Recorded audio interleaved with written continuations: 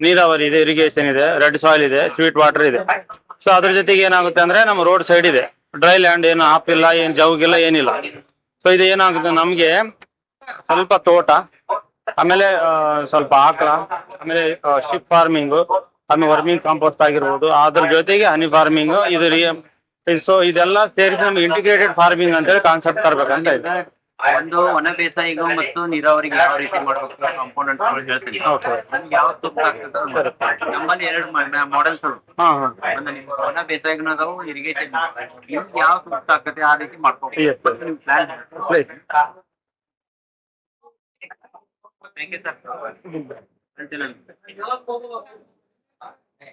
Sir ನಮ್ದು 7 ಎಕರೆ ಇದೆ, 6 ಎಕರೆ ಅನ್ಕೋ. 1 ಹೆಕ್ಟರ್ ಪ್ರದೇಶ ಸಾಕು. ನೀವು 7 ಅಲ್ಲ 15 ಎಕರೆ ಮಾಡ್ಬೋದು. 1 ಎಕರೆಗೆ ಏನ್ ಮಾಡ್ಬೇಕಂದ್ರೆ ಸಾಮಾನ್ಯವಾಗಿ ಏನಾಗ್ತದೆ, ಸಮಗ್ರ ಕೃಷಿ ಪದ್ಧತಿ ಅಂದ್ರೆ ಏನು? ಸಮಗ್ರ ಪದ್ಧತಿ ಅಂದ್ರೆ ಬೆಳೆ ಅಷ್ಟೇ ಬೆಳೆದ ಬೆಳೆ ಜೊತೆಗೆ ಕೃಷಿಯೇತರ ಚಟುವಟಿಕೆ ಅಂತ ಕೃಷಿಯೇತರ ಚಟುವಟಿಕೆ ಅಂದ್ರೆ ಅದ್ರ ಜೊತೆಗೆ ನೀವು ಕೃಷಿಯಿಂದ ಬಂದಂತ ಲಾಭ ಜೊತೆಗೆ ಇನ್ನೂ ಲಾಭ ತಗೋಬಹುದು. ಯಾವ ರೀತಿ ತಗೋತಾರೆ? ಈಗ ರೈತ ಏನ್ ಮಾಡ್ತಾನೆ, ತನಗ್ ಬೇಕಾದಂತ ಆಹಾರ ಬೆಳ್ಕೊಳ್ತಾನೆ, ಅದಕ್ಕೆ ಬೇಕಾದಂತ ಮನೆಗ್ ಬೇಕಾದಂತ ತರಕಾರಿಗಳು ಬೆಳ್ಬೇಕು. ತರಕಾರಿ ಬೆಳಿಬೇಕಂದ್ರೆ ನೀವು ಒಂದ್ ಸ್ವಲ್ಪ ಭಾಗ ತರಕಾರಿಗಳನ್ನ ಮೀಸಲಿಡ್ಬೇಕು. ಅದಕ್ಕಾಗಿ ಅದನ್ನ ಸ್ವಲ್ಪ ಭಾಗ ಇಡಬೇಕು. ಅದ್ರ ಜೊತೆಗೆ ನೀವು ಹಣ್ಣು ಹಂಪಲುಗಳು ಬೆಳ್ತಾರೆ. ಹಣ್ಣು ಹಂಪಲುಗಳು ನಿಮ್ಮ ತೋಟಗಾರಿಕೆ ಬೆಳೆಗಳು, ತರಕಾರಿ ಬೆಳೆಗಳ ಜೊತೆ ಹಣ್ಣು ಹಂಪಲುಗಳು. ಅದಲ್ದೇನು ನೀವು ಮತ್ತೆ ಅರ್ನಿಗೆ ನಿಮ್ಮ ಹೊಲಗಳಿಗೆ ಸ್ವಲ್ಪ ಪ್ರೊಟೆಕ್ಷನ್ ಬೇಕು. ನಿಮ್ಗೆ ಬೇರೆ ಬೇರೆ ಇನ್ನೂ ಪರಿಕರಗಳು ಬೇಕಂದ್ರೆ ನೀವು ಸ್ವಲ್ಪ ಗಿಡಗಳನ್ನು ಬೇಕು. ಅದಕ್ಕಾಗಿ ನಿಮ್ಮ ಹೊಲದ ಸುತ್ತುಗಳಿಗೆಲ್ಲ ನೀವು ನೋಡ್ಕೊ ಫಾರೆಸ್ಟ್ ಟ್ರೀಸ್ ಸ್ವಲ್ಪ ಅದರಿಂದ ಪ್ರೊಟೆಕ್ಷನ್.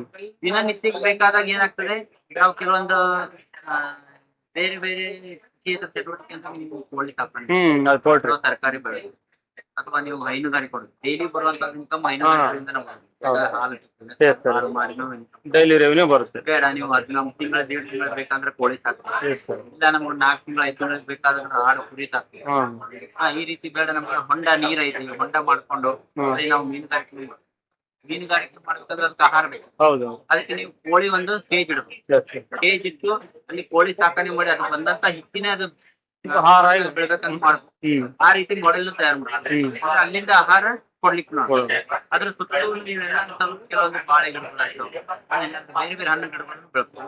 ತಂಪ ಯಾವತ್ತು ಇರ್ತದೆ, ಅಲ್ಲಿಂದ ಮನೆಗೆ ಬೇಕಾದಷ್ಟು ಕೆಲವೊಂದು ಮಾರಿ ತಿನ್ಲಿಕ್ಕೆ ಆಗ್ತದೆ. ಅದಕ್ಕೆ ನಾವು 1 ಹೆಕ್ಟರ್ ಪ್ರದೇಶ ಅಂದ್ರೆ 2.5 ಎಕರೆ. 2 ಎಕರೆಗೆ ನಾವು 5 ಕಂಪಾರ್ಟ್ಮೆಂಟ್ ಮಾಡಿ ಒಂದು ಮಾಡೆಲ್ ತಯಾರು ಮಾಡಿ. ಅದರಲ್ಲಿ ಒಣ ಬೇಸಾಯ ಮತ್ತು ನೀರಾವರಿ. ಈಗ ಒಣ ಬೇಸಾಯ ಅಂದ್ರೆ ನೀವು ಮಳೆ ಮೇಲೆ ಬೆಳೆಯುವಂತ ಬೆಳೆಗಳನ್ನು ಸೆಲೆಕ್ಟ್ ಮಾಡಿ. ಅದ್ರಲ್ಲಿ ನಾವು 3 ಭಾಗಗಳು ಏನ್ ಮಾಡೇವಿ, ಬೆಳೆ ಬೆಳೆಯಲಿಕ್ಕೆ ಮಾಡಿ. ಈ ಬೆಳೆ ಬೆಳೆಯಲಿಕ್ಕೆ ನಮ್ಗೆ ಈ ಭಾಗದ ಸೊಪ್ಪು ಅಂದ್ರೆ ರೆಡ್ ಗ್ರಾಮ್ ಆಯ್ತು, ಬೆಂಗಾಲ್ ಅಂದ್ರೆ ತೊಗರಿ ಬೇಡ, ಕುಸುಬಿನೂ ಬೆಳೆವು. ಹಿಂಗಾರಿಯಲ್ಲಿ ನವಣೆ, ಮಿಲೆಟ್, ಈ ಆಹಾರ ಧಾನ್ಯಗಳು ಮಿಲೆಟ್ ಬೆಳೆಯಬಹುದು. ಇಲ್ಲ ನಾವು ಸಜ್ಜೆ ಅಂತ ಹೇಳ್ತೀವಿ. ಒಣ ಬೇಸಾಯದಲ್ಲಿ ಬೆಳೆಯುವಂತ ಈ 3 ಬೆಳೆಗಳನ್ನ ನಾವು ಶಿಫಾರಸು ಮಾಡಿ. ಬೆಳೆಗಳ ಜೊತೆಗೆ ಏನಾಗ್ತದೆ, ಈ ಬದುಗಳ ಮೇಲೆ ಏನ್ ಮಾಡಿದೀವಿ ನಾವು, ಸ್ವಲ್ಪ ಹುಲ್ಲು ಹಚ್ಕೊಂಡಿದ್ವಿ. ಹುಲ್ಲು 5 ಕಂಪಾರ್ಟ್ಮೆಂಟ್ ಅಂದ್ರೆ ಅರ್ಧ ಎಕರೆದು 5. ಇದರಲ್ಲಿ ಬದುವ ಮೇಲೆ ಹುಲ್ಲನ್ನು ಬೆಳೆದ, ಯಾಕಂದ್ರೆ ನಾವು ದನ ಕರುಗಳು ಸಾಕ್ಬೇಕಾದ್ರೆ ಉಳಿಬೇಕು. ಆಮೇಲೆ ಹಣ್ಣುಗಳ ಗಿಡಗಳು ಬೆಳೆದ, ಒಂದೊಂದು ಗಿಡಗಳು ಯಾವ್ದ್ರ ನೀವು ಪೇರ್ಲಿ ಇರ್ಬೋದು, ಇಲ್ಲಾಂದ್ರೆ ಸಪೋಟ ಇರ್ಬೋದು, ಇಲ್ಲಾಂದ್ರೆ ಆಮ್ಲಗಳು ಇರ್ತಾವ, ಅವು ಎಲ್ಲ ಬೆಳ್ಕೋದು. ಇಲ್ಲ ನೇರಳೆ ಅನ್ನೋದು ಗಿಡ ಎಲ್ಲ ಬೆಳ್ಕೋದು. ಆಮೇಲೆ ಇವೆಲ್ಲ ಬಾರ್ಡರ್ಗೆ ನಾವ್ ಏನ್ ಮಾಡಿದ್ವಿ, ಟೀಕ್ ಗಿಡಗಳು ಹಾಕಿದ್ವಿ. ಟೀಕದ ಗಿಡ ಯಾಕಂದ್ರೆ ಅದು ಸಾಮಾನ್ಯವಾಗಿ ಏನಾಗ್ತದೆ, ರೇಟ್ ಬೆಳೀತದೆ, ಟ್ರಿಮ್ಮಿಂಗ್ ಮಾಡ್ತಾ ಇರ್ತದೆ. ಯಾವ್ದಂದ್ರೆ ಸರ್ ಬಾರ್ಡರ್ಗೆ? ತೇಗ ಅಂದ್ರೆ ತೆಂಗಿನ ಅಲ್ಲ, ಇದು ಟೀಕ್ ಅರಣ್ಯ ಗಿಡನ ಅದನ್ನ ಬೆಳಿಬಹುದು. ಮತ್ತಿಲ್ಲ ಬೇರೆ ಅರಣ್ಯ ಗಿಡಗಳು ಬೇರೆ ಬೆಳೆಗಳನ್ನು ಬೆಳೆಬಹುದು. ಇಲ್ಲ ನೀವು ಅಲ್ಲ ತೇಗ್ ಏನ್ ಅಂದ್ರೆ ಅಲ್ಲ ಸರ್, ಅದರಿಂದ ಪ್ರಾಫಿಟ್ ಇದೆನಾ? ನೀವು ಎಷ್ಟು ಕಾಸ್ಟ್ಲಿ ಇದೆ ಅಂದ್ರೆ ನೀವು ಏನಂತಾರಲ್ಲ ನೀವು, ಅಲ್ಲ ಸರ್ ಬೇರೆಯವರು ಇದು ಮಹಾಗನಿ ಹಾಕಿ ಅಂತ ಹೇಳ್ತಾರಲ್ಲ, ಸೇಮ್. ಈಗ ಟೀಕ್ ಹಾಕಿದ್ರೆ ಚೆನ್ನಾಗಿ ಬರುತ್ತೆ, ಮಹಾಗನಿ ಚೆನ್ನಾಗಿ ಬೆಳೀತದೆ, ಅದಕ್ಕೂ ರೇಟ್ ಇದೆ. ಯಾವ ಫಾರೆಸ್ಟ್ ರೇಟ್ ಸಿಕ್ಕಲ್ಲ ಬೌಂಡ್ರಿಯಲ್ಲಿ ಬೇಡ. ನೀವು ಬೇವನ್ನು ಬೆಳಿಬಹುದು. ಬೇವದಿಂದ ಏನಾಗ್ತದೆ, ನೀವು ಅದರಿಂದ ಹಲವಾರು ರೀತಿಯ ದ್ರಾವಣಗಳು ತಯಾರು ಮಾಡ್ಕೊಂಡು ಬೆಳೆಗಳನ್ನು, ಯಾಕಂದ್ರೆ ಬೇವು ಎಲೆ ಕುಟ್ಟಿ ನೀವು ಅದರಿಂದ ರಸ ತೆಗೆದ್ರೆ ಸಿಂಪರಣೆ ಮಾಡಬಹುದು, ಕೀಟ ಕಂಟ್ರೋಲ್ ಮಾಡಬಹುದು. ಬೇಡ, ಅದರಿಂದ ಬಂದಂತ ಬೀಜ ಇದೆ ಹೌದು ಬೀಜದಿಂದನೂ ನಿಮ್ಗೆ ಬಹಳಷ್ಟು ಉಪಯೋಗ ಇದೆ. ಉಪಯೋಗ ಇದೆ. ಹೌದು. ಸಪೋಸ್ ನೀವು ಒಂದು ಭಾಗ 10 ಗಂಟೆ ನಾವು ತರಕಾರಿ ಮಾಡಿದ್ದೇವೆ, ತರಕಾರಿಗೆ ನೀವು ಇದರದೇ ರಸ ಹೊಡೆದು ನೀವು ತಿಂದ್ರೆ ಅಂದ್ರೆ ನಿಮ್ಮ ಆರೋಗ್ಯ ಹೌದೌದು ಆರ್ಗ್ಯಾನಿಕ್ ಫಾರ್ಮಿಂಗ್ ಅದನ್ನು ಮಾಡ್ಬೋದು. ಆಮೇಲೆ ನೀವು ದನ ಕರುಗಳು ಕಟ್ಲಿಕ್ಕೆ ಒಂದು ಭಾಗದಾಗ ಏನ್ ಮಾಡೀವಿ ನಾವು ಮನೆ, ರೈತನ ಮನೆ ಅಂತ 1-2 ರೂಮ್, ಒಂದು ಭಾಗ ಜೊತೆ 10 ಗುಂಟ ಕೈ ತೋಟ, ಆಮೇಲೆ ಪಾಂಡ್, ಹುಲ್ಲು ಸ್ವಲ್ಪ ಬೇಕಾದ ಒಂದು ಬೆಳ್ಕೊಡ್ರಿ. ಆಮೇಲೆ ಇಲ್ಲಿ ಏನಾಗ್ತದೆ ತೋಟಗಾರಿಕಾ ಬೆಳೆಗಳು ಪ್ಲಸ್ ಕೃಷಿ ಬೆಳೆಗಳನ್ನು ಬೆಳೆಯಬಹುದು. ಈ ರೀತಿ ನೀವು ಕಂಪಾರ್ಟ್ಮೆಂಟ್ ಮಾಡ್ಕೊಂಡ್ರಂದ್ರೆ ನಿಮ್ಗೆ ಯಾವುದೇ ಒಂದು ರೀತಿ ಬೆಳೆ ಹಾಳಾದ್ರೂ ನಿಮ್ಗೆ ಬೇರೆ ಚಟುವಟಿಕೆಯಿಂದ ಬರ್ತದೆ. ಅದಕ್ಕೆ ಇಲ್ಲಿ ನಾವೇನ್ ಮಾಡಿದ್ದೇವೆ, ದನ ಕೊಟ್ಟಿಗೆನೂ ಮಾಡೇವೆ, ಸಾಕಾಣಿಕೆ ರೂಮ್ ಮಾಡಿ, ಆಡು ಸಾಕಾಣಿಕೆನೂ ಒಂದು ರೂಮ್ ಮಾಡಿ, ಇದು ಮಾಡೇವೆ.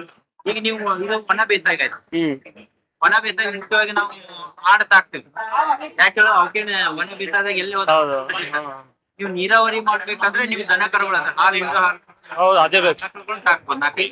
ಅದರಿಂದ ಇನ್ಕಮ್ ಬಾರಿ ಚೆನ್ನಾಗಿರುತ್ತೆ ಸರ್. ಈಗ ಆಕಳ ಅಂತ ಹೇಳಿದ್ರೆ ಯಾವ್ದನ್ನ ಸಜೆಸ್ಟ್ ಮಾಡ್ತೀರಾ? ಈಗ ಸಾಮಾನ್ಯವಾಗಿ ಏನಾಗ್ತದೆ, ನಿಮ್ಗೆ ಹೆಚ್ಚಿನ ಇಳುವರಿ ಕೊಡ್ಬೇಕಂದ್ರೆ ನೀವು ಹೈಬ್ರಿಡ್ ತಳಿಗಳಿಗೆ ಹೋಗಿ. ಹೈಬ್ರಿಡ್ ತಳಿಗಳನ್ನ ನೀವು ಮೇಂಟೆನೆನ್ಸ್ ಸ್ವಲ್ಪ ಜಾಸ್ತಿ. ಇಲ್ಲ ನೀವು ಸಾವಯವವನ್ನು ಮಾಡ್ತೀವಿ, ನಮ್ಗೆಲ್ಲ ಸ್ವಲ್ಪ ಅದರದ ಗಂಜಲ ಮತ್ತೆ ಸಗಣಿ ಯೂಸ್ ಮಾಡ್ತೀವಿ ಅಂದ್ರೆ ನೀವು ದೇಸಿ ತಳಿಗಳು ಯೂಸ್ ಮಾಡ್ತೀವಿ. ದೇಸಿ ತಳಿಗಳಲ್ಲಿ ಮುಖ್ಯವಾಗಿ ನಾವೇನೇ ಕಿಲಾರಿ ತಳಿ ಅಂತ ಕಿಲಾರಿ. ಆಮೇಲೆ ಈಗ ನಾವು ಹೊಸದಾಗಿ ಅಂದ್ರೆ ಗಿರ್ ತಳಿ, ಈಗ ನಮ್ಮಲ್ಲೇ ಗಿರ್ ತಳಿ ಈ ವಾತಾವರಣ ಸೂಟ್ ಆಗುತ್ತೆ. ಅವು ಡ್ರೈ ನಮ್ಮಲ್ಲಿ ಅದಾವ. ನಮ್ದು ಆರ್ಗ್ಯಾನಿಕ್ ಫಾರ್ಮಿಂಗ್ ಇನ್ಸ್ಟಿಟ್ಯೂಟ್ ಇದೆಯಲ್ಲ, ಎಲ್ಲಿದೆ ರೀ? ಇಲ್ಲೇ ಪಕ್ಕಕ್ಕೆ ಹಿಂಗ್ ಹೋಗಿ ಕೃಷಿ ಸಂಶೋಧನಾ ಸಂಸ್ಥೆ ಅಂದ್ರೆ 4th ಗೇಟ್ ಏನ್ ಸರ್? 4th ಗೇಟಾ? ಸೆಕೆಂಡ್ ಗೇಟ್, ಮೇನ್ ಅಲ್ಲಿ ಬರ್ರಿ. ಮಾರಾಟಕ್ಕೆ ಅಂದ್ರೆ ನಾವೇನ್ ಮಾಡ್ತೇವೆ, ಎಕ್ಸಸ್ ಆಗಿದ್ದೊಳಗ ಗಂಡ ಹೆಣ್ಣು ಸಣ್ಣ ಕರುಗಳು ಅಂತ ನಾವು ಮಾಡ್ತೇವೆ. ಆಪ್ಷನ್ ನಾವೇ ಬ್ರೀಡ್ ನ ಡೆವಲಪ್ಮೆಂಟ್ ಮಾಡ್ಕೋಬೇಕು. ಮಾರಾಟದಿಂದ ಕಿತ್ತೋನ್ಗ ನಿಯರ್ಲಿ 65,000 to 95,000 ಒಂದು ಡೈಲಿ 20 ಲೀಟರ್ ಕೊಡುವಂತ ಸಿಗ್ತಾವೆ. Daily 20 litre. ಆಕ್ಚುಲಿ ನೀವು ಫುಲ್ ಪ್ಯೂರ್ ಬ್ರೀಡ್ ತರಬೇಕಾದ್ರೆ ಗುಜರಾತ್ ಇವು ಪ್ಯೂರ್ ಇರ್ತಾವೆ, ಬಟ್ ಸ್ವಲ್ಪ ತ್ರಾಸ ಆಗಿರುತ್ತೆ. 25-30 ಲೀಟರ್ ಹಾಲು ಕೊಡ್ತಾವೆ. 1 ಲಕ್ಷ ಮೇಲೆ 1 ಲಕ್ಷ. ನೀವು ಸಾಮಾನ್ಯ ನಾವು 65,000 ರೂಪಾಯಿ ಕೊಡ್ತೀವಿ. 17ರಿಂದ 20 ಲಕ್ಷ ಕೊಡ್ತಾವೆ. ನಾರ್ಮಲ್ ಆಗಿ ಇಲ್ಲೇ ತಿಂದ್ರೆ ನಾವು ಜಾಸ್ತಿ ಏನು ಅಡ್ಡಾಡ್ ತಿಂತಾವ. ಸರ್ ಈಗ ಆಕಳದ ಅಂದ್ರೆ ಸರ್ ಫಾರ್ ಎಕ್ಸಾಂಪಲ್ ಗಿರಿ ಅನ್ಕೊಳ್ಳಿ. ಈಗ ಆಕಳದ್ದು ಆಯ್ತು ರೀ, ಏನಾದ್ರು ಎಮ್ಮೆಗೆ ಹೋದ್ರೆ ಎಮ್ಮೆಗೆ ಯಾವ್ದನ್ನ ಸಜೆಸ್ಟ್ ಮಾಡ್ತೀರಾ ಸರ್? ನಾರ್ಮಲ್ ಆಗಿ ನೀವು ಮುರ್ರಾ, ಜಾಫ್ರಾಬಾದ್ ಆ ಟೈಪ್ ಎಮ್ಮೆಗಳು, ಲೋಕಲ್ ಎಮ್ಮೆ. ಯಾಕಂದ್ರೆ ಬಟ್ ಅದರಿಂದ ಬಂದಂತ ಮೂತ್ರ ಮತ್ತು ಸಗಣಿ ಅಷ್ಟು ಜೀವಾಮೃತ ಅವೆಲ್ಲ ಆಗಕ್ ಬರಲ್ಲ, ಪೋಷಕಾಂಶಗಳು ಜೀವಾಣುಗಳು ಕಡಿಮೆ. ಹೌದೌದು. ಅದಕ್ಕೆ ಈಗ ಹೋಮ್ ಮಾತಿ ಯಾಕೆ ಹೇಳ್ತೇವೆ, ಸಗಣಿ ಒಳಗ ಮೂತ್ರ ಒಳಗ ಬಹಳಷ್ಟು ಪ್ರಮಾಣದಾಗ. ಸೊ ಹಂಗಾಗಿ ಗಿರ್ರೆ ರೆಫರ್ ಮಾಡ ಅಂದ್ರೆ ರೆಕಮೆಂಡ್ ಮಾಡ್ತಾರೆ. ಲೋಕಲ್ ಜವಾರಿ ಆಗಿರ್ಬೋದು, ಗಿರ್ ಆಗಿರ್ಬೋದು, ಆಕಳ ಇರ್ಲಿ, ಲೋಕಲ್ ಇರ್ಲಿ, ಅಷ್ಟು ಅವುಗಳನ್ನ ಸ್ಪಾರ್ಕ್ ಮಾಡಿದ್ರು. ನೀವು ನೋಡ್ಬೋದು ಮಾಡೆಲ್ಸ್. ಇಲ್ಲಂದ್ರೆ ನಮ್ದು ಏನಿದೆ, ನಮ್ದು ಇರಿಗೇಟೆಡ್ ಫಾರ್ಮಿಂಗ್ ಏನ್ ಮಾಡಿದ್ರು, ಒಂದು ಭಾಗ ಏನ್ ಮಾಡಿದ್ವಿ ಫ್ಲೋರಿಕಲ್ಚರ್ ಅಂತ. ಅಲ್ಲಿ ಸಮಗ್ರ ಕೃಷಿ ಅಂತ ಇತ್ತು ರೀ, ಬರಕಾಲ ನೋಡಿ ನಾನು ಬಾರ್ಡರ್ ಅಲ್ಲಿ ಕ್ಯಾಪ್ಚರ್ ಮಾಡ್ಕೊಂಡ್ ಬಂದೆ. ನೀರಾವರಿ ನಮ್ದು ಒಣ ಬೇಸಾಯ. ಅಲ್ಲಿ ನೀರಾವರಿ ಅಂದ್ರೆ ನೀವು ಅಲ್ಲಿ ಒಂದು ಭಾಗ ಏನ್ ಮಾಡ್ಬಿಟ್ಟೇವೆ ಕಂಪ್ಲೀಟ್ಲಿ ನಾವು ಹೂವು, ಒಂದು ಕಡೆ ವೆಜಿಟೇಬಲ್ ಮಾಡಿ, ಆಮೇಲೆ ಇಲ್ಲಿ ಕೆಲವೊಂದು ಹತ್ತಿ ನೀರಾವರಿ ಬೆಳೆ, ಹತ್ತಿ, ಮೆಕ್ಕೆಜೋಳ, ನೀರು ಬೇಕು, ಕಾಯಿ ಬೆಳೆಗಳು. ಆಮೇಲೆ ಇಲ್ಲಿ ಏನ್ ಮಾಡಿದ್ವಿ ಕಂಟಿನ್ಯೂ ಆಗಿ ಇಲ್ಲೂ ತರಕಾರಿ ಬೆಳೆ. ಆಮೇಲೆ ಕೆಲವೊಂದು ಡ್ರಮ್ ಸ್ಟಿಕ್, ಅವೆಲ್ಲ ಬೆಳೆಗಳನ್ನ ಹಾಕಿವಿ, ಬರೀಲಿಕ್ಕೆ ಅವೆಲ್ಲ ಹಾಕಿದ್ವಿ ಬದು ಮೇಲೆ. ಆಮೇಲೆ ಅಲ್ಲಿ ಏನ್ ಮಾಡಿವಿ, ದನ ಕರುಗಳಲ್ಲಿ ನಾವು ಆಕಳ ಬಾಳ ಸಾಕಿವಿ. ಯಾಕಂದ್ರೆ ಅವಕ್ಕೆ ಹುಲ್ಲು ಚೆನ್ನಾಗಿ ಸಿಗ್ತದೆ. ಇಲ್ಲಿ ನಮ್ಗೆ ಹುಲ್ಲು ಸಿಗಂಗಿಲ್ಲ. ಒಂದ್ ಹೆಕ್ಟರ್ಗೆ 2 ಆಕಳ ಅಂತ ರೆಕಮೆಂಡ್ ಮಾಡ್ತೇವೆ. ಇಲ್ಲಿ ನೀವು 4ರಿಂದ 5 ಬೆಳೆ. ಆಮೇಲೆ ಇಲ್ಲಿ ಆಡುಗಳನ್ನ ಸಾಕಿವಿ. ಸರ್ ಈಗ ಕುರಿ ಸಾಕಾಣಿಕೆಯಲ್ಲಿ ಯಾವ ತಳಿ ಸರ್? ಈಗ ಆಕಳದಲ್ಲಿ ಗಿರ್ ಅಂದ್ರೆ ಇಲ್ಲ ನಾಟಿ ಅಂತ ಹೇಳಿದ್ರಿ. ಈಗ ಇದ್ರ ಸ್ಟಿಪ್ ಫಾರ್ಮಿಂಗ್ ಅಂತ ಹೇಳಿ ಅನ್ಕೊಂಡ್ರೆ ಈಗ ಯಾವ್ದು ಆಡು ಸಾಕಾಕಂದ್ರೆ ಲೋಕಲ್ ಅಂತ ಹೇಳ್ತೀವಿ ನಾವು. ಅವೆಲ್ಲ ತಳಿಗಳು ಸೂಕ್ತ ಆಗ್ತಾವ. ನೀವು ಅದ್ರ ಮೇಲೆ ಬಿಟ್ಟು ಮೇಸೋದ್ನು ಬೇರೆ ಇದೆ, ಮತ್ತೆ ಕಟ್ಟಿ ಮೇಸೋದು ಅವುಗಳಿಂದ ನಿಮ್ದು ಕಾಸ್ಟ್ ಆಫ್ ಕಲ್ಟಿವೇಷನ್ ನೋಡ್ಕೊಂಡು ಮಾಡ್ಬೇಕು. ಇಲ್ಲ ಅಂದ್ರೆ ನೀವು ಈಗ ನಮ್ಮಲ್ಲಿ ಒಂದು ಸಿರೋಹಿ ತಳಿ ಅಂತ ಮಾಡಿದ್ವಿ. ಯಾವ ತರ? ಸಿರೋಹಿ. ಸಿರೋಹಿ ಹಾ ಅದು ರಾಜಸ್ಥಾನ. ಹಾ ಅದೇ ಇದು ಕುರಿ ಏನ್ ಸರ್ ಅದು? ಆಡು ಆಡು. ಆಡು ಏನಾಗ್ತದೆ, ಆಡ ಸಾಕೋದು ಚಲೋ ಹುಡುಗಿರಿ ಏನಾಗ್ತದೆ ಅಲ್ಲ ಸರ್ ಈಗ ಅವಕ್ಕೆಲ್ಲ ಫೀಡ್ ಹಾಕ್ತಾರೆ. ಹಾ ಹೌದು. ಈ ಬಂಡೂರಿ ಎಲ್ಲ ಸಟ್ ಆಗಲ್ಲ ಏನ್ ಸರ್ ಇಲ್ಲಿ? ಮೀಟ್ ಜಾಸ್ತಿ ಏನಾಗಲ್ಲ. ಹಾ ಮೀಟ್ ಅದೇ ಅದೇ ಉಣ್ಣೆ. ಅದ್ರದ್ದು ಐಡಿಯಾ ಇಲ್ಲ, ಬಟ್ ಆಡ ಸಾಕೋದು ಇದು ಶಿರೋರಿ ಅಂತ ರಾಜಸ್ಥಾನ. ಹಾ ಹಾ ಈ ಕ್ಲೈಮೇಟ್ ಮತ್ತೆ ಯಾವಾಗ ಮರಿ ಹಾಕ್ಬೇಕಲ್ಲ, ಎರಡು ಮರಿ ಹಾಕ್ಬೇಕು. ಎರಡು ವರ್ಷದಲ್ಲಿ ಒಂದ್ಸಲ ಎರಡು ಫಿಕ್ಸ್ ಮಾಡಿದಾಗ 4 ಆಯ್ತು. ಹಾ ಅದನ್ನ ನೀವು ಡಬಲ್ ರಾಜಸ್ಥಾನ. ಈಗ ಸರ್ ಕಟ್ಟೆಗೆ ಸಾಕ್ಬೋದಾ ಇದು ಶಿರೋಹಿನ? ಹಾಕ್ಬೋದು. ಪೆಡಾಕ್ ಸಿಸ್ಟಮ್ ಮಾಡಿ ಅಲ್ಲೇ ಈಗ ಮೇವ್ ಬೇಕಂದ್ರೆ ಶೆಡ್ಡಿಗೆ ಹೋಗ್ಬೇಕು. ಹಾ ಹಾ ನಾವು ಕೊಡ್ತಿರ್ತೀವಿ ಸರ್. ಈಗ 20 ಕುರಿಗೆ ಒಂದ್ ಶೆಡ್ ಮಾಡ್ಕೊಂಡಿವಿ ಸರ್. ಈ 20 ಕುರಿಗೆ ಪೆಡಾಕ್ ಮಾಡ್ಕೋಬೇಕಂದ್ರೆ ಎಷ್ಟು ಗುಂಟೆ ಬಿಡ್ಬೇಕು ಸರ್? ಈಗ ಅದ್ರ ಹಾ ಈ ಪೆಡಾಕ್ ಹಾಕಿದ್ರೆ ಅವು ಕಟ್ಟೆ ಹಾಕಿದ್ರೆ ಒಂಥರ ಇದಾಗುತ್ತೆ. ಪೆಡಾಕ್ ಅಂದ್ರೆ ಒಂದು 10-20 ಗುಂಟೆ ಅಂದ್ರೆ ಆರಾಮಾಗಿ ಅವ್ರಿಗೆ ಕಾಡು ಪ್ರಾಣಿ ಅಲ್ವಾ, ಹಂಗಾಗಿ ಏನಾಗುತ್ತೆ ಅದು ಎಲ್ಲಿ ನೆರಳಿದೆ ಹೋಗಿ. ನನಗೆ ಅದ್ರ ಬಗ್ಗೆ ನಂಬರ್ ಕೊಡ್ತೀನಿ. ಹಾ ಅವ್ರ ನಂಬರ್ ಕೊಡ್ತೀನಿ. ಬರ್ರಿ. ಆಮೇಲೆ ಈ ರೀತಿ ಮಾಡೆಲ್ ಮಾಡ್ಕೊಂಡ್ರೆ ನೀವು ಬೇಕಾದ್ರೆ ಯಾವ ಫ್ರೀ ಇದ್ದಾಗ ಬರ್ರಿ. ಬರ್ತೇನೆ. ಇಲ್ಲೇ ಇರ್ತೀರಲ್ಲ ಸರ್? ನಾವಿಲ್ಲೇ ಇರ್ತೀವಿ. ಸಾವಯವ ಕೃಷಿ ಸಂಸ್ಥೆ. ಓಕೆ. ಅಲ್ಲಿ ನೀವು ಬಂದಾಗ ನೀವು ಇಲ್ಲಿ ಏನ್ ಮಾಡೀವಿ, ನಾವು ಸ್ವಲ್ಪ ವರ್ಮಿ ಕಂಪೋಸ್ಟ್ ಯೂನಿಟ್ ಹಾ ಅದೊಂದು ಸರ್. ಇಲ್ಲಿ ಜೈವಿಕ ಗೊಬ್ಬರ ಐತಲ್ಲ, ಯಾಕೆ ಮಾಡ್ಕೊಂಡಿವಿ ಅಂದ್ರೆ ಈಗ ನೀವು ಸಾಕಿರ್ತಾರೆ. ಹೌದು ಸರ್. ಆಮೇಲೆ ನೀವು ಕಟಾವ್ ಮಾಡಿರ್ತಾರೆ, ಬೆಳೆ ಉಳಿಕೆ ಇರ್ತದೆ. ಹೌದೌದು. ಅದನ್ನೆಲ್ಲ ತಗೊಂಡ್ ಮತ್ತೆ ನಾವು ಗೊಬ್ಬರ ಮಾಡಿ ಅದಕ್ಕಾಗಿ ನಿಮ್ಮ ಸಗಣಿ ಇರ್ತದಲ್ಲ, ಸಗಣಿ ಬೇಕು ಮೇನ್. ಏನ್ ಬೇಕು ಅದಕ್ಕೆ ಆ ಕಸಕ್ಕೆ ನಾವು ಇಲ್ಲೊಂದು ಸ್ವಲ್ಪ ಒಂದು 4 ಫಿಟ್ ಮಾಡ್ಬೇಕು. ಹಾ ಫಿಟ್ ಕೊಡಿ. ಆ 4 ಫಿಟ್ ನೀವು ಫಿಟ್ ಇಲ್ಲೇ ಸಿಗ್ತದೆ ಸರ್? ರೆಡಿಮೇಡ್ ಅವು ಬರ್ತಲ್ರಿ? ನೀವು ಮಾಡ್ಬೇಕು. ಅಲ್ಲ ಸರ್, ಅದೇನು ಕವರ್ ಟೈಪ್ ಬ್ಯಾಗ್ ಅದೇನಾಗ್ತದೆ, ಅದರಿಂದ ಹುಳುಗಳು ಸಾಯ್ತವ್ರಿ.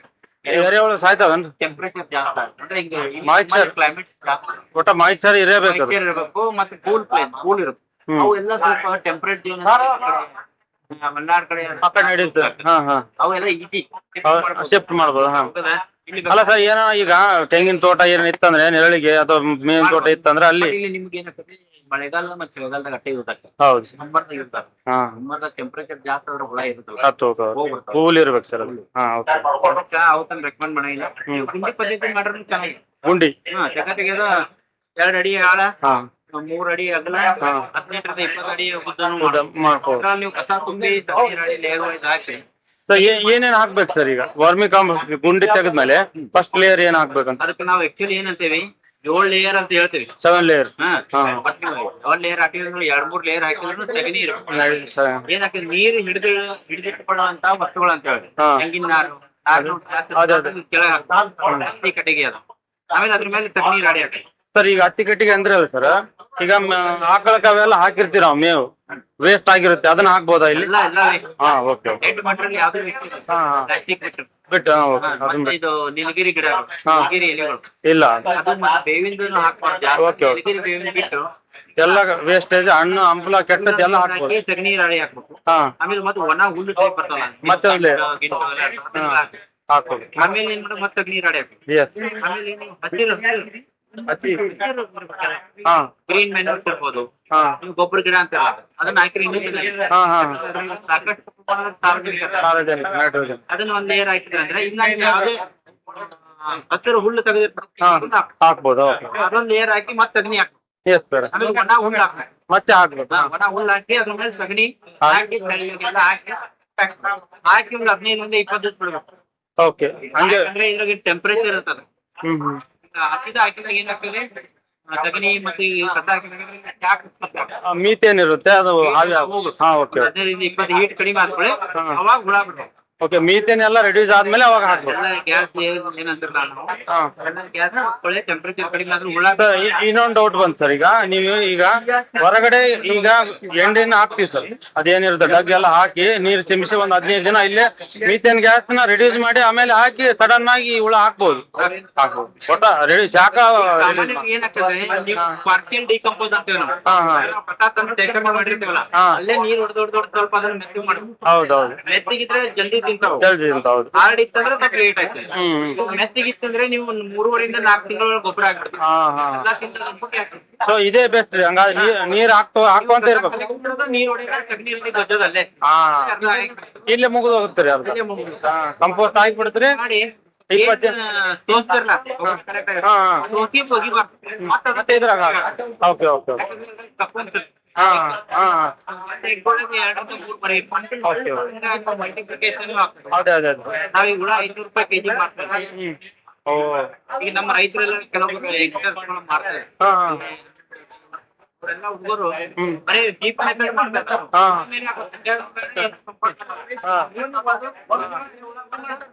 ಹನುಮಾನ್ ದೊಡ್ಡಿ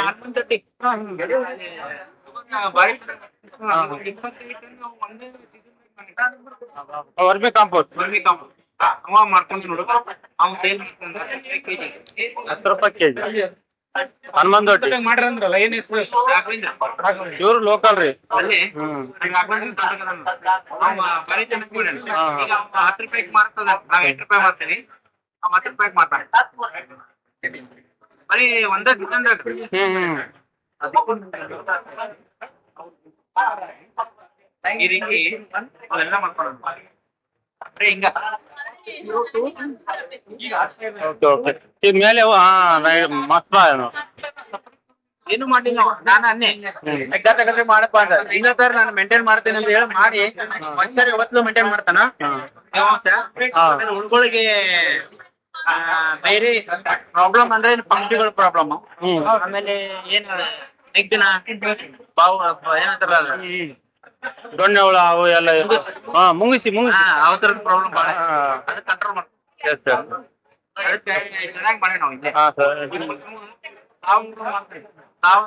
ಎಲ್ಲಾ ರೀತಿಯ ಹಾಂ ಹಾಂ ಯಾಕಂದ್ರೆ ಸಗಣಿ ಮೇನ್ ಬೇಕಾಗೈತೆ. ಒಂದೇನ ಐತೆ ಅಂತ ಆಕಳ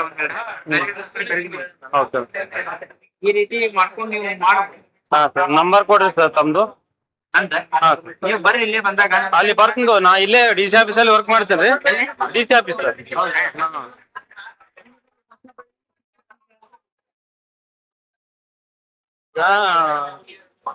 ಈ ಆಫೀಸ್ ಜೊತೆಗೆ ಅದನ್ನು ಮಾಡಿದ್ರೆ ಒಳ್ಳೇದಂತ ನಮಗೆ ಎಲ್ಲ ಸ್ಕೀಮ್ ಬಗ್ಗೆ ನಾಲೆಜ್ ಇರುತ್ತೆ.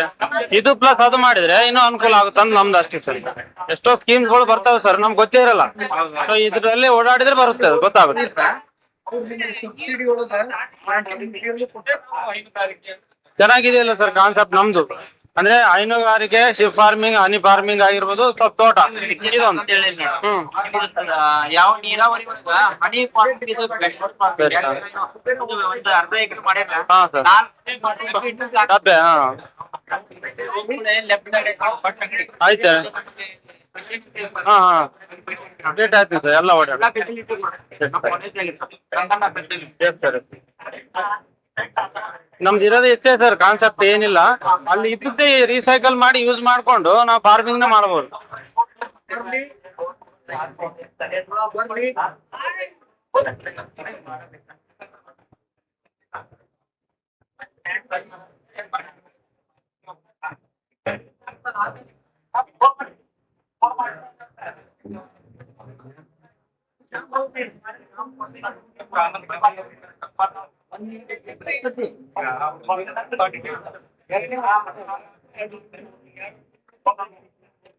ನೀವು ಬರ್ರಿ ಆರ್ಗ್ಯಾನಿಕ್ ಫಾರ್ಮಿಂಗ್ ನಾವು ಇಬ್ರು ಇರ್ತೇವೆ. ನಮ್ಮ ಧನ್ಯವಾದಗಳು ಸರ್. ಮತ್ತೆ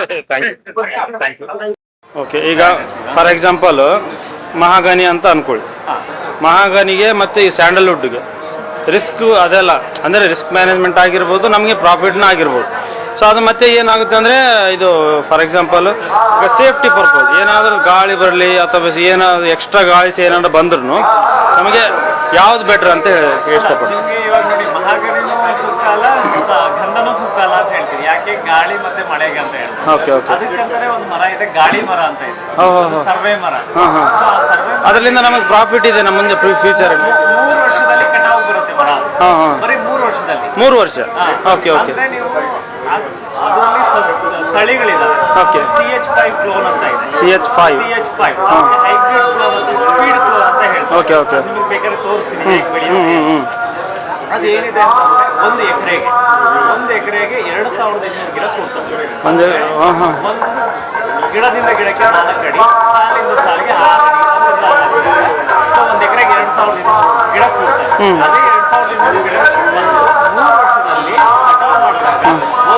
ಒಂದು ಗಿಡ ಏನಿಲ್ಲ ಅದನ್ನು 50-60 kg ತೂಗ್ತದೆ. Okay okay. ಸೊ ಅಲ್ಲಿ ತೂಗಿದಾಗ ಅದು ಒಂದು ಎಕರೆಗೆ ಕನ್ವರ್ಟ್ ಮಾಡಿದಾಗ ನಿಯರ್ಲಿ ಬಂದು 70-80 ಟನ್. ಇವಾಗಿರೋ ಮಾರ್ಕೆಟ್ ಬೆಲೆ ಬಂದಾಗ 8,000-8,500 ಇವಾಗ ಒಂದು ಟನ್ನಿಗೆ ಪ್ರೈಸ್ ಇದೆ. ಹ್ಞೂ ಹ್ಞೂ. ಸೊ ಅದೇನು ಮುಂದಿನ ದಿನಗಳಲ್ಲಿ ಸ್ವಲ್ಪ ಜಾಸ್ತಿ ಆಗ್ಬೋದು, ಸ್ವಲ್ಪ ಅದೇ ಬೆಲೆನೂ ಇರ್ಬೋದು. Okay okay. ಮತ್ತೆ ಈ ಮರಕ್ಕೆ ಏನಿದೆ ಅಂತಂದ್ರೆ ಏನು ಯಾರು ತಗೊಳ್ತಾರೆ, ಯಾರು ಪರ್ಚೇಸ್ ಮಾಡ್ಬೋದು, ನಾವೆಲ್ಲಿ ಮಾರೋದು ಅಂತ ಬಂದಾಗ ಇದನ್ನ ತಾವು ಈ ಸೆಂಟ್ರಿಂಗ್ ಹೋಲ್ಸ್ ಮಾಡೋರು ಅವ್ರು ತಗೊಳ್ತಾರೆ. ಮತ್ತೆ ಅತಿ ಹೆಚ್ಚು ಬೇಡಿಕೆ ಇರೋದು ಕಾಗದ ಇನ್ನು. ಓಕೆ. ಸೊ ದಾಂಡೇಲಿ ಆಗಿರ್ಬೋದು, ಇಲ್ಲ ಇನ್ಯಾವುದು ಕಾಗದ ಅಂದರೆ ಅದು ನಮ್ಮ ಕ್ಲೈಮೇಟಿಗೆ ಸೂಟೇಬಲ್ ಆಗಬೇಕು. ಒಂದು ನಿಯರ್ಲಿ 35 to 40 ಡಿಗ್ರಿ ಸೆಲ್ಸಿಯಸ್ ಹೋಗುತ್ತೆ ಸಮ್ಮರಲ್ಲಿ. ಬಟ್ ವಾಟ್ರಿಗೆ ಏನು ಇದೆಯಲ್ಲ, ನಮ್ಗೆ ಬೋರ್ವೆಲ್ ಇದೆ, ರೆಡ್ ಸಾಯಿಲ್ ಇದೆ, ಸ್ವೀಟ್ ವಾಟರ್ ಇದೆ, ಪ್ಲಸ್ ರೈಟ್ ಬ್ಯಾಂಕ್ ಕೆನಲ್ಲು ಇದೆ. ಇದೆಲ್ಲ ಯೂಸ್ ಮಾಡಿಕೊಂಡು ಓಕೆ. ಎಸ್, ತೋರಿಸಿ ಸರ್ ತೋರಿಸಿ. ನಾವೇನು ನಮ್ಮದು ಪ್ಲ್ಯಾನ್ ಏನಿತ್ತಂದರೆ ಮಹಾಗನಿ ಹಾಕೋಣ ಸೈಡ್ ಬಾರ್ಡ್ರಲ್ಲಿ, ಮತ್ತು ಅದರೊಳಗಡೆ ಏನಾಗುತ್ತೆ ತೆಂಗಿನ ತೋಟ ಮಾಡಿ ಅದ್ರ ಮಧ್ಯದಲ್ಲಿ ಸೈಲೇಜ್ಗೆ ಬೇಬಿ ಕಾರ್ನ್ ಎಲ್ಲ ಹಾಕಿ ಆಮೇಲೆ ನೇಪಿಯರ್ ಎಲ್ಲ ಹಾಕ್ಕೊಂಡು ಡೈರಿ ಪ್ಲಸ್ ಶಿಪ್ ಫಾರ್ಮಿಂಗ್ ಮಾಡಿದರೆ ಹನಿ ಫಾರ್ಮಿಂಗ್ ಮಾಡಿದಂಗೆ ಆಗುತ್ತೆ, ವರ್ಮಿಂಗ್ ಕಾಂಪೋಸ್ಟ್ ಮಾಡಿದಂಗೆ ಆಗುತ್ತೆ. ಸೊ ಸಮಗ್ರ ಕೃಷಿ ಅಲ್ಲಿ ಕಾನ್ಸೆಪ್ಟ್ ಬಂದ್ಬಿಡುತ್ತೆ. ಈಗ ರೋಡ್ ಸೈಡ್ ಇದೆ. ಹೌದು, 10 to 15 years. ಮಾರ್ಕೆಟ್ ಹುಡುಕಕ್ಕೆ ಹೋದ್ರೆ ಒಂದು ಪ್ಲೈವುಡ್ ಅಥವಾ ಸಾಮಿಲ್ ಅವ್ರಿಗೆ ಡೈರೆಕ್ಟ್ ಕಾಂಟ್ಯಾಕ್ಟ್ ಮಾಡಿ. ಓಕೆ. ಅದಕ್ಕೆ ಡೈರೆಕ್ಟ್ ಆಗಿ ನಿಮ್ಮ ಹತ್ರ ಯಾರು ಪರ್ಚೇಸ್ ಮಾಡಲ್ಲ. ಪ್ಲಸ್ ನಿಮಗೆ ಫಾರೆಸ್ಟ್ ಡಿಪಾರ್ಟ್ಮೆಂಟ್ ಓಕೆ. ಅದಕ್ಕೆ ನಿಮಗೆ ಬಾಂಡ್ರೆಲ್ಲ ಹಾಕ್ತೀನಿ ಅಂದ್ರೆ ಸಾಗವಾನಿ ಅದನ್ನು ಬಾಂಡ್ರಲ್ಲಿ ಹಾಕಿದರೆ ಒಂದು ಲಾಂಗ್ ಟರ್ಮ್ ಅಂತ ಅದನ್ನು ಮಾಡ್ಕೊಂಡು ಪ್ಲಾಂಟಿಂಗ್ ಮಾಡಬೇಕು. ಸ್ಯಾಂಡಲ್ವುಡ್ ಕಲ್ಯಾಣ ಕರ್ನಾಟಕ ಭಾಗದಲ್ಲಿ ನೋಡಿದ್ರೆ ಬಹಳಷ್ಟು ಕಂಪ್ಲೇಂಟ್ಸ್ ಏನಿದೆ ಅಂದ್ರೆ ಯಾರಿಗೂ ಸರಿಯಾಗಿ ಪದ್ಧತಿ ಗೊತ್ತಿಲ್ಲ. ಹೌದು ಸರ್, ತುಂಬ ಹಾಕ್ತಾರೆ ಬಿಟ್ಬಿಡ್ತಾರೆ ಅದನ್ನ. ಇದರಿಂದ 1 ಎಕರೆಗೆ ಒಂದು 15 ಲಕ್ಷ ಬರುತ್ತೆ, 6 ಕೋಟಿ ಬರುತ್ತೆ ಅಂತ ಹೇಳ್ತಾರೆ. ಹಾಂ, ಮಿಸ್ಲೀಡಿಂಗ್ ಮಾಡ್ತಾರೆ. ಅಷ್ಟೆಲ್ಲ ಬರೋಕ್ಕೆ ಚಾನ್ಸೇ ಇಲ್ಲ. ಅದಕ್ಕೆ ಈ ನೆಕ್ಸ್ಟ್ ಮಾರ್ಚ್ ಏಪ್ರಿಲಲ್ಲಿ ನಮ್ಮ ಟ್ರೈನಿಂಗ್ ಪ್ರೋಗ್ರಾಮ್ ಆಗ್ತದೆ. ಶ್ರೀಗಂಧ ಬಗ್ಗೆ ಎಲ್ಲಿಂದ ಸಸಿ ತಗೊಳ್ಬೇಕು, ಸಸಿದ ಕ್ವಾಲಿಟಿ ಹೆಂಗಿರ್ಬೇಕು, ಮತ್ತೆ ಅದಕ್ಕೆ ಬೆಳೆಯುವ ಪದ್ಧತಿ ಇರ್ಬೋದು, ಮಾರ್ಕೆಟಿಂಗಿಗೆ ಏನೇನು ಫೆಸಿಲಿಟಿ ಇದೆ, ಡಿಪಾರ್ಟ್ಮೆಂಟಿಂದ ಏನೇನು ಫೆಸಿಲಿಟಿ ಇದೆ, ಇವೆಲ್ಲ ಮಾಹಿತಿ ನಾವು ನಮ್ಮ ಟ್ರೈನಿಂಗ್ ಪ್ರೋಗ್ರಾಮಲ್ಲಿ ಕೊಡೋದು. ಎಸ್ ಸರ್, ಪ್ಲೀಸ್ ಈಗ ಡೀಟೇಲ್ಸ್ ಕೊಡ್ತೀನಿ ಸರ್. ಏನಾದಿದ್ರೆ ಎಂಟ್ರಿ ಮಾಡಿಸ್ಕೊಟ್ಬಿಡಿ ಸರ್. ನನ್ನ ನಂಬರ್ ತೊಗೊಳ್ಳಿ ಸರ್, ಏನೇ ಡೌಟ್ಸ್ ಬಂದರು 988 ನಮ್ಮ ಹೆಸರು ಬಾಬು. ತಾವೇನು ಮಾಡ್ತೀರಾ?